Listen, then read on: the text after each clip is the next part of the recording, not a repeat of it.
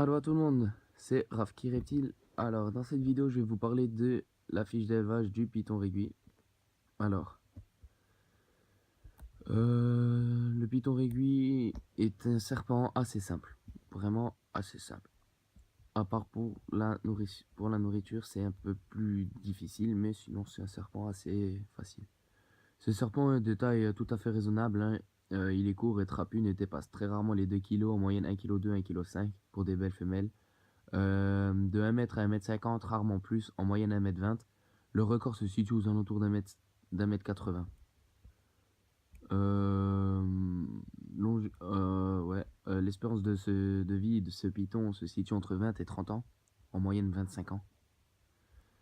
Il vit plus en Afrique, vers Bénin, Cameroun, Congo, Ghana, Guinée, Libéria, Mali, Nigeria, Sénégal, que je me trompe pas, Soudan, Togo, Zaïre et Uganda. En température dans le terrarium, il faudrait 30 à 32 degrés au point chaud, 27 à 29 au point froid. La nuit, la température devrait être entre 25 et 27 degrés et au point chaud, excusez-moi, et de 23 à 26 degrés au point froid. Il faut faire en général 5 degrés quand on passe la nuit. Enfin, 5 degrés de moins. En hygrométrie, 50 à 70%.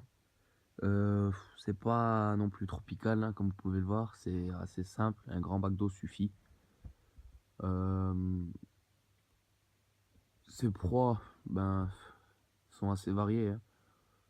Il consomme des rongeurs, rats, gerbilles africaines, gerboises, mais aussi des jeunes oiseaux.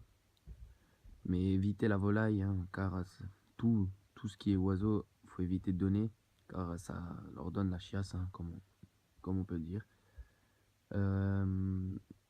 Il peut manger du rat. Juvénile, moi je donnais de la souris, mais après quand j'ai dû le passer au rat, c'était vraiment un peu difficile car il refusait les repas. Car le rat a une odeur beaucoup plus forte que la souris. Donc c'était vraiment difficile à le faire manger, mais il a pris au bout d'un moment, hein. À mon avis, quand ils ont faim, ils sont obligés, ils se disent ouais bon j'ai pas le choix donc je vais manger ça. Mais surtout ne pas abandonner, hein. Persister. Voilà, si vous voyez qu'il refuse un repas, ne vous inquiétez pas. C'est seulement si au bout de 3 4 mois, là, qu'il commence à devenir maigre et tout, que là, il faudrait vraiment un peu s'inquiéter, voire même donner de la mastomie. Mastomise, qui est une souris africaine. C'est la souris qui se rapproche le plus aux souris qui mangent dans la nature.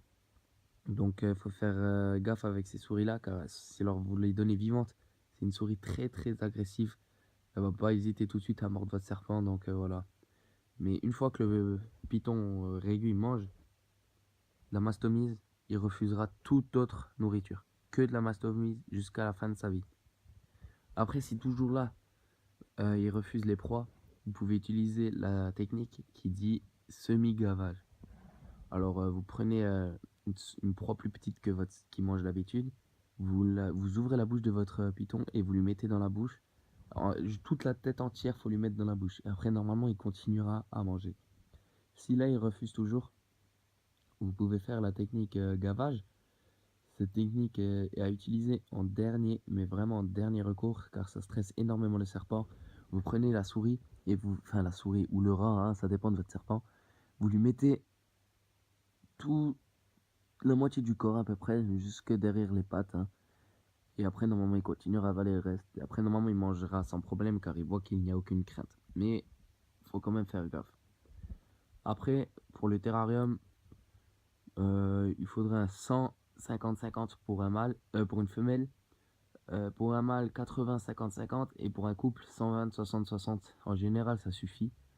Après, avec un grand bac d'eau, un peu de décoration, hein. Si vous les mettez déjà dans un terrarium, ça serait bien d'avoir un beau terrarium. Donc voilà. C'est une espèce assez timide, hein. Elle va mordre rarement. Rarement ça mord. Dit Python Ball aussi, hein. Genre il reste en boule et voilà, il préfère se mettre en boule, se cacher que d'attaquer. Euh, Juvénile, on peut les qualifier de semi-arboricoles quand même, car ils aiment bien grimper. un peu sur les branchages et voilà. Donc quand ils sont juvéniles, ça serait bien de mettre quelques branchages histoire que ça grimpe un peu, voilà. Au moins ils bougeront, ils seront beaucoup plus actifs que si vous les laissez qu'ils restent sous leur cachette et ça sera toujours plus intéressant pour vous. Donc c'est tout. Je vous dis merci d'avoir regardé cette vidéo. N'hésitez pas à liker et si vous avez d'autres questions, n'hésitez pas à poser en commentaire. Ciao!